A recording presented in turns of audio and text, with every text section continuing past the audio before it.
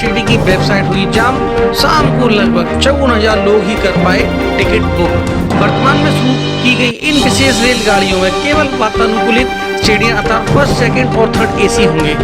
IRCT website के माध्यम से केवल ऑनलाइन टिकट ही मान्य किए जाएंगे और अधिकतम अग्रिम आरक्षण अवधि 7 दिन से अधिक नहीं होगी। यात्रियों को अपना भोजन और पेयजल लाने के लिए प्रोत्साहित किया गया है।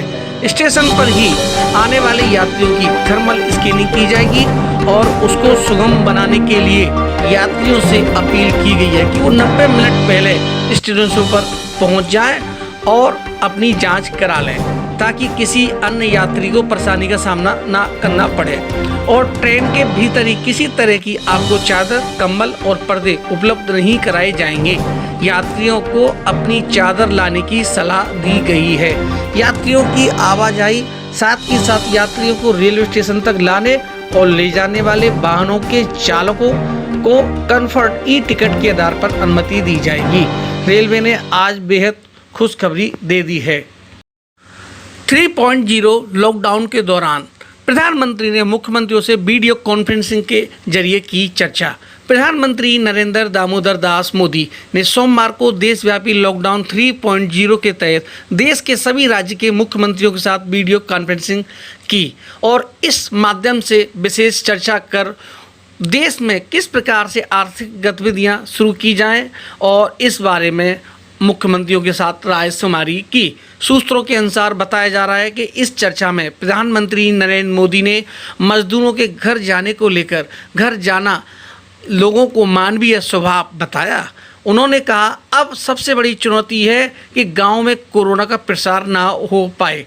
इसके साथ ही उन्होंने कहा कि आगे के रास्ते सामने आने वाली चुनौतियों को लेकर संतुलित रणनीति लागू करनी होगी।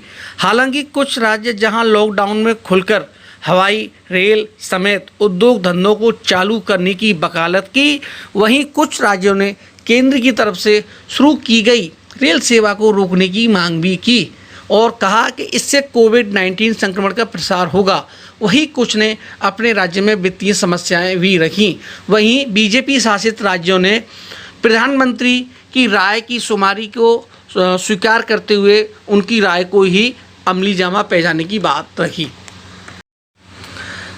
12 मई से भारतीय रेलवे के ट्रेन के बाद घरेलू उड़ान की लगी आस। 12 मई से 15 रूट पर रेल सेवाएं शुरू करने के बाद सरकार अब जल्द ही घरेलू यात्री उड़ानें शुरू करने की घोषणा कर सकती है।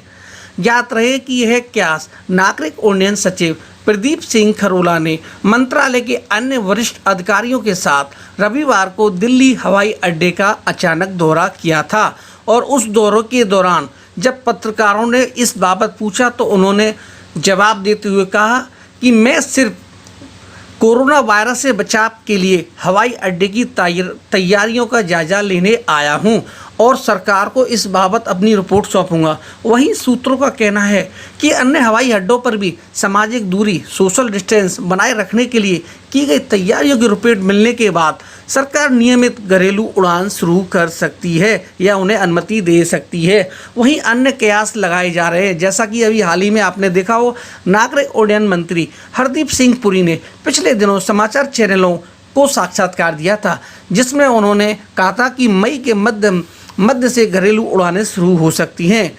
अंतर्राष्ट्रीय उड़ानें शुरू करने के बारे में बाद में विचार किया जाएगा। भारत में कोरोना के मामलों में संख्या 67,152 तक पहुंची। अब तक की जैसा स्वास्थ्य मंत्रालय के द्वारा बताया जा रहा था कि 20.917 लोग स्वस्थ हो चुके हैं। इसके साथ ही स्वस्थ होने की दर 31.15% तक पहुंच गई है। अब कुल पुष्ट मामलों की संख्या 67,152 बताई जा रही है। कल से यानी कि मंगलवार से भारत में कोविड-19 के पुष्ट मामलों की संख्या में 4,213 की वृद्धि दर्ज की गई है। विभिन्न इन चिकित्सा व्यवसायियों के कार्य की सराहना करते हुए केंद्रीय स्वास्थ्य एवं पर्यावरण कल्याण मंत्री डॉक्टर हर्षवर्धन ने सीरीज एक्सप्रेस से बातचीत में कहा, कोविड-19 से निपटने विशेषकर पिछले 3 महीनों के दौरान चिकित्सा व्यवसायी द्वारा प्रदर्शित संयम के लिए देश को उन पर गर्व है। उन्होंने एक बार फिर राष्ट्रीय अपील की कि वे डॉक्टरों और स्वास्थ्य सेवा कर्मियों को कलंकित नहीं करें या निशाना नहीं बनाएं, उनको किसी भी प्रकार से चोट ना पहुंचाएं। जैसा कि विदित रहे, पिछले दिनों नर्सों व डॉक्टरों पर कोरोना-19 की जांच के दौरान गए टीम पर पत्थरबाजी तो कहीं चोटिल किए जाने की खबर आई थी। अब हर्षवर्धन ने बताया कि जनता को बड़े पैमाने पर सहायता कराने की दिशा में उनके द्वारा किए जा रहे प्रयासों की सराहना भी की जानी चाहिए। उन्होंने आगे बताया कि कोविड-19 के खिलाफ हमारी लड़ाई को जारी रखने के लिए डॉक्टरों, नर्सों, स्वास्थ्य सेवा कर्मियों को हमारे सम्मान और सहयोग की ज़रूरत है।